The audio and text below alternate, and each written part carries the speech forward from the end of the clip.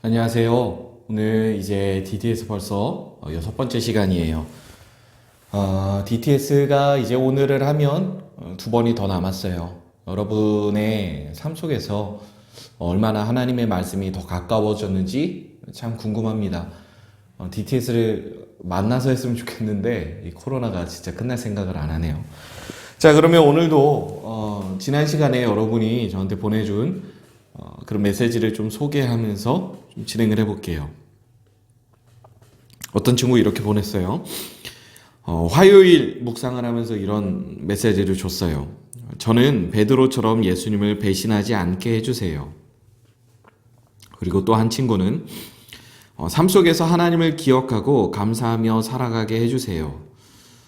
둘 다 너무 잘했어요. 정말로 중요한 건 그 성경을 통해서 나의 삶의 문제를 하나님과 함께 나눌 수 있다는 게 저는 너무 중요한 것 같아요. 여러분들이 그거를 할 수 있다면 하나님이 많이 기뻐하지 않으실까라고 생각을 해요. 그래서 여러분들이 이 DTS를 통해서 하나님과 조금 더 가까워졌으면 좋겠습니다. 그거 할 수 있으면 된 거예요. 그러면 오늘도 말씀 좀 보도록 하겠습니다. 오늘 볼 말씀은요, 토요일자 큐티, 어제 큐티죠. 여러분이 이제 주일에 영상을 보니까 어제자 큐티, 4월 24일 토요일 큐티 보도록 하겠습니다. 본문은 출애굽기 11장 1절부터 10절까지 볼게요. 읽도록 하겠습니다. 여러분도 같이 펴서 읽어주세요.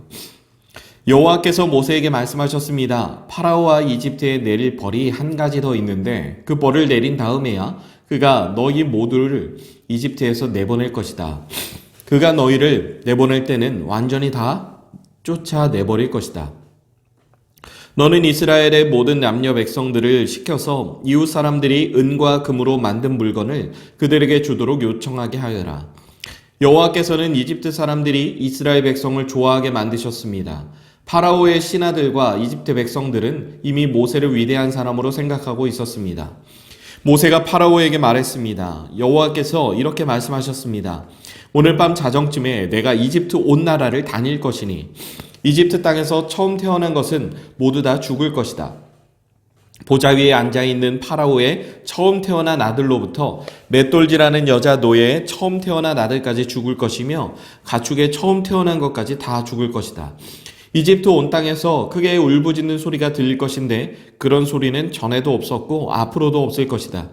그러나 이스라엘 백성이나 짐승들을 보고는 개 한 마리도 짖지 않을 것이다. 그리하여 너희는 여호와께서 이집트와 이스라엘을 구별하셨다는 것을 알게 될 것이다. 그렇게 되면 왕의 모든 신하들이 나에게 와서 엎드려 절하면서 제발 당신과 당신을 따르는 모든 백성은 즉시 떠나 주십시오 라고 말할 것입니다. 그 일이 있은 뒤에야 나는 떠날 것입니다. 이 말을 하고 나서 모세는 크게 화를 내면서 파라오 앞에서 물러나왔습니다. 여호와께서 모세에게 말씀하셨습니다. 파라오가 너와 아론의 말을 듣지 않을 것이다. 이것은 내가 이집트 땅에서 더 많은 기적을 보여주기 위함이다. 모세와 아론은 파라오 앞에서 이 모든 기적들을 일으켰습니다.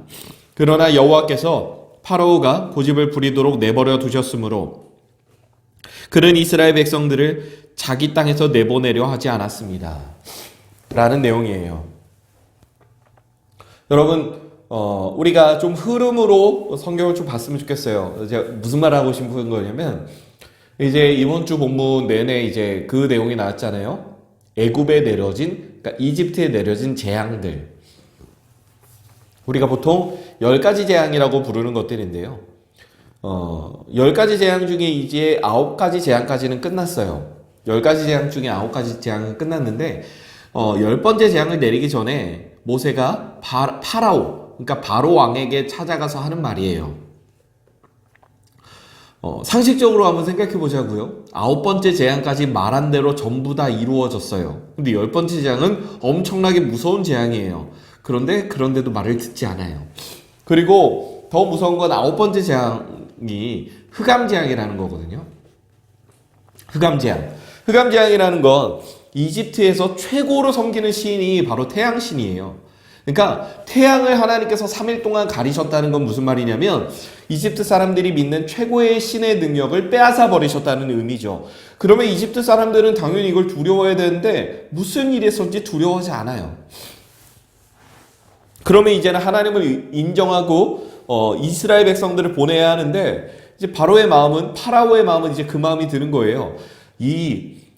남자 어른만 60만 명이나 되는 사람을 보내면 우리가 하고 있는 모든 공사가 차질이 생길 거야. 라는 거죠. 저는 여기서 좀 몇 가지 그런 생각이 들었어요. 이건 그냥 제 개인적인 생각인데 여러분은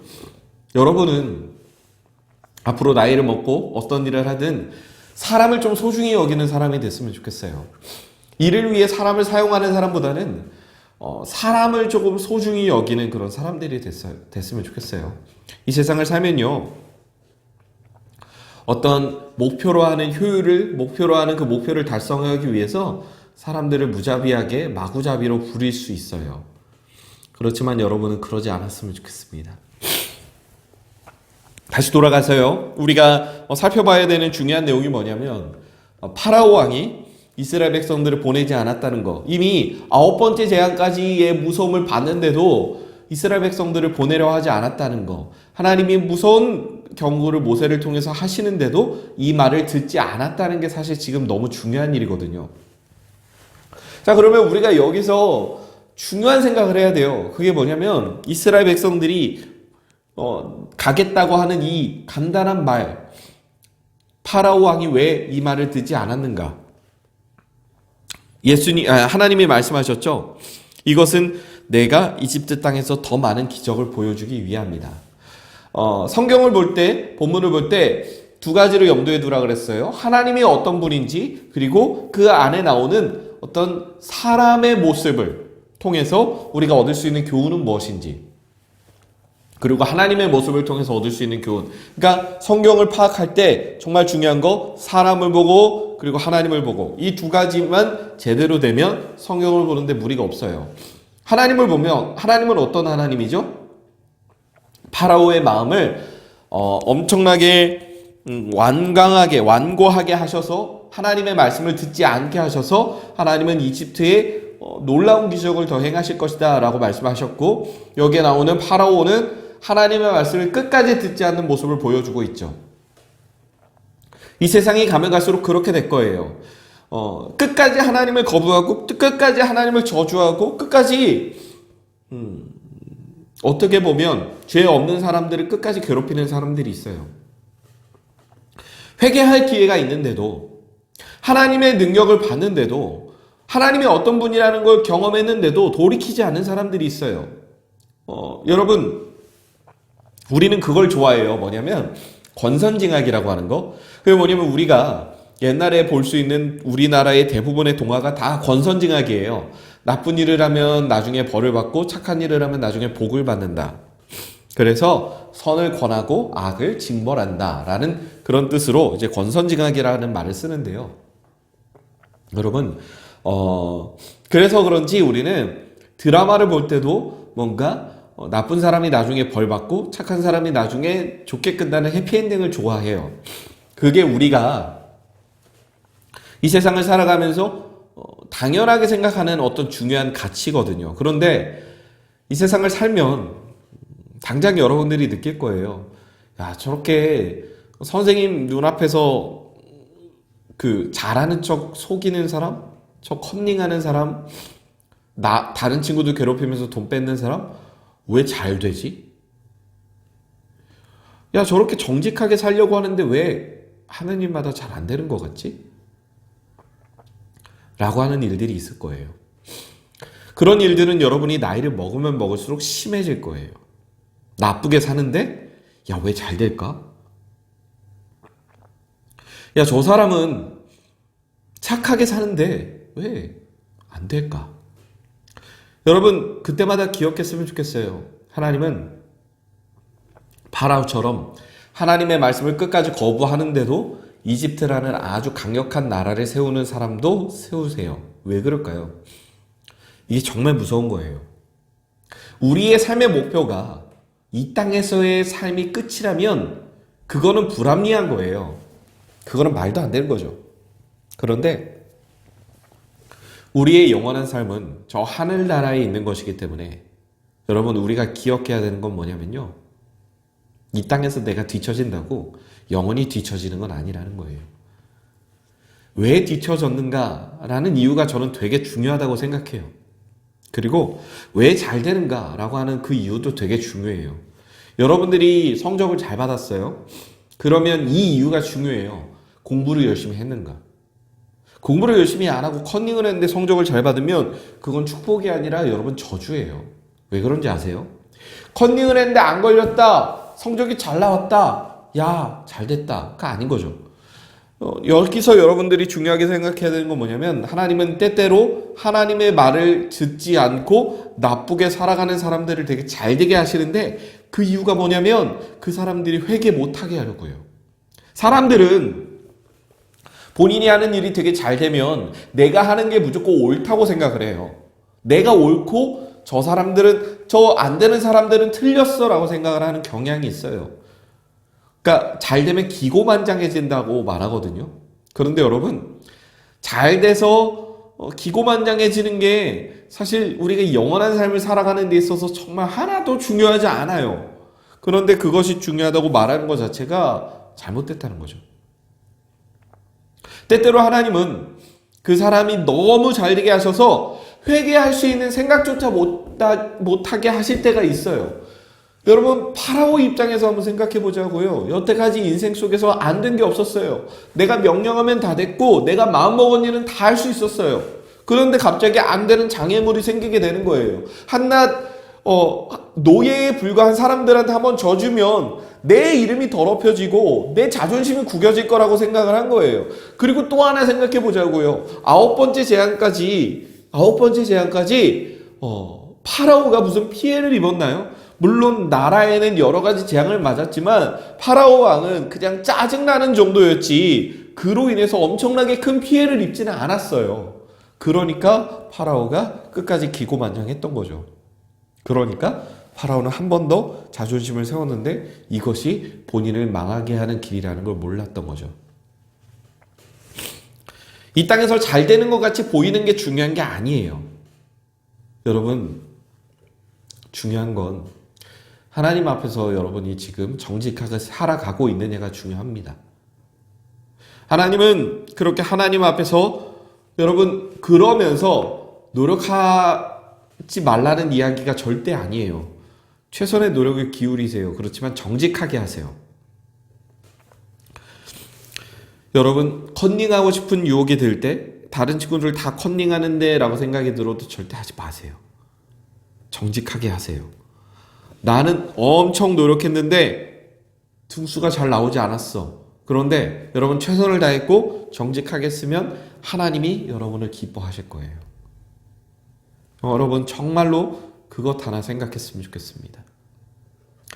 최선의 노력을 기울였고 정직하게 했는데 결과가 나오지 않는 건 하나님은 그것을 반드시 기억하시고 정말로 하나님이 늘 약속하시는 건 뭐냐면 내가 너를 너에게 일용할 양식, 사람이 사람답게 살아갈 수 있는 그 환경을 하나님이 끝까지 만들어 주실 거예요. 최선의 노력을 기울이고 열심히 정직하게 살아가는데 끝까지 일자리가 없어서 전전긍긍하는 사람은 없을 거예요.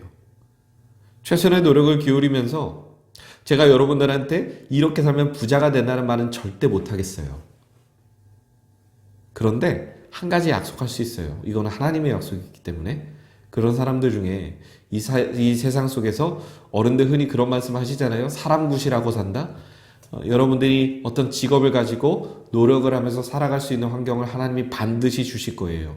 부자로 만들어 주시진 않아도 여러분들이 이 세상을 살아갈 수 있도록 인도해 주실 거예요. 저는 진짜 그렇게 생각합니다. 여러분들이 그 확신 가지고 지금 노력했으면 좋겠어요.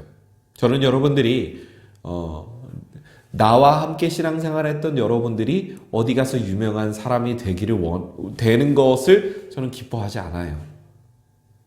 저는 여러분들이 정말 하나님 사랑하는 정직한 사람이 됐으면 좋겠어요. 최선의 노력을 기울이는 정직한 사람. 저는 여러분들이 그런 사람들이 됐으면 좋겠어요. 물론 인간적인 마음으로는 여러분들이 뭐 유명해지고 TV에 나오면 그거 보고 신기할 거예요. 그렇지만 저는 정말로 기쁜 건 여러분들이 하나님 앞에서 정직하게 살아가는 게 제가 여러분들에게 느낄 수 있는 최고의 기쁨이 된다는 것. 그리고 선생님들도 똑같은 마음이라는 것. 그리고 무엇보다도 하나님이 가장 그것을 원하신다는 걸 여러분들이 늘 기억하며 살아갔으면 좋겠습니다. 파라오의 마음이 아니라 하나님을 의식하며 살아가는 여러분들이 되기를 원합니다. 기도하겠습니다. 하나님, 이 시간 우리 친구들과 함께 묵상을 함께 나누며 이 묵상을 통해서 어떻게 살아가야 할지에 대해서 함께 나누었습니다. 정직하게 살아가기를 원합니다. 지금 나의 상황이 잘 풀린다고 하나님을 믿지 않고 하나님을 믿지 않을 뿐만 아니라 나쁘게 살아가는 저 사람의 삶이 잘 된다고 해서 내가 걸어가는 길이 틀린 길이 아니라는 것 확신을 우리 모든 친구들에게 심어주세요. 그래서 우리 친구들이 지금 걸어가는 길을 묵묵히 끝까지 걸어갈 수 있도록 함께 해주세요. 우리 친구들이 하나님 정말로 사랑하는 친구들 되기를 원합니다. 함께 하실 주님의 이름을 찬양합니다. 감사합니다. 예수님의 이름으로 기도드립니다. 아멘.